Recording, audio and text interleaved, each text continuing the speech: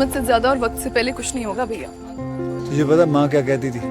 कहती थी बेटियों की शादी कराने के लिए महादेव खुद आते हैं, जिस राम ने चोंच दिए वही दाना भी देगा। मेहंदी लगी थी, दुल्हन सजी थी, मेहंदी लगेगी, दुल्हन सजेगी।